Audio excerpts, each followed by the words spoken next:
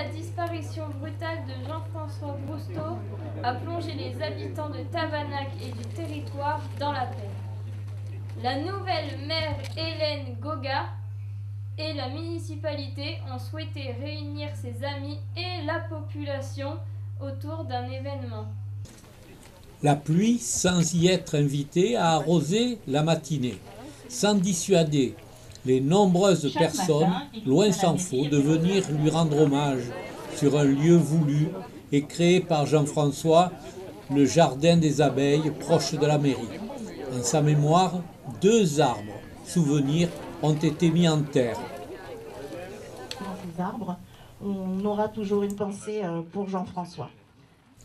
Le premier, un tilleul, symbole d'amour et de justice, offert par ses amis chasseurs, avec lesquels il partageait de grands moments de convivialité autour d'un bon repas.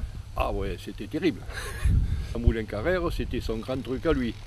Il y a eu il y a eu 7 ou 8 chevreuils, il y a eu 2 moutons, il y a quand même plus de 650 personnes quand même. Même quand il allait chez Christian des Noyers, à la Palombe, il n'amenait même pas le fusil, il était pour le graillou, et puis voilà, puis passer une après-midi même à jouer à la belote, il n'y avait rien. Voilà. Et quand on faisait les battues, alors il y avait 2 collègues qui l'aimaient bien, c'est-à-dire il y avait son grilladin, Monsieur Guy Jounot, qui faisait les grillades, parce qu'il savait très bien faire griller les entrecôtes, même les rôtis sur le grill. Et moi qui étais celui qui faisait les frites. Et s'il y avait autre chose à faire, c'est Jean-François qui faisait les pâtes. C'était son truc. Et encore vendredi hier soir, on était encore à Desbarras. On a bu un coup et on pense toujours à lui. Il y a toujours quelqu'un qui dit tiens, voilà, on a pensé à Jean-François, voilà. Ah oui, c'est ça. Voilà. On peut pas s'en passer. Il pense encore. Et puis je pense qu'on y pensera toujours.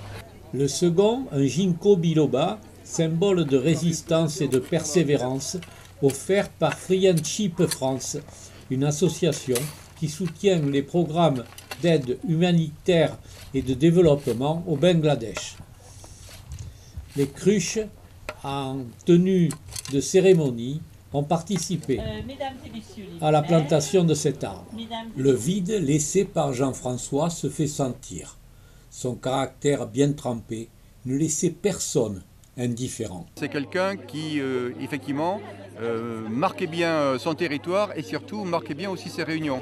Toujours pour ses vœux, de les faire à la fin du mois de janvier, de façon à ce qu'il y ait le plus possible d'élus, à ce qu'il y ait le plus possible de personnalités. Et puis ça participait un petit peu à l'événement. On savait très bien qu'à chaque fois, Jean-François allait mettre une nouvelle cravate et allait être différent du Jean-François que l'on connaissait habituellement. Ça fait partie un petit peu du jeu. C'était une personne qui a marqué. François, je ne l'ai pas connu malheureusement pour moi très longtemps, mais c'était quelqu'un d'une générosité incroyable. Et je garde vraiment sa gentillesse qui n'avait d'égal que sa bonne humeur. C'est un personnage attachant qui malheureusement nous a quittés beaucoup trop tôt. Mais... On est orphelin. Un homme à l'écoute, toujours prêt à rendre service, qui n'avait pas peur de se mouiller les mains ou s'abîmer pour aider à la cuisine. Il prenait toutes les manifestations, il était là.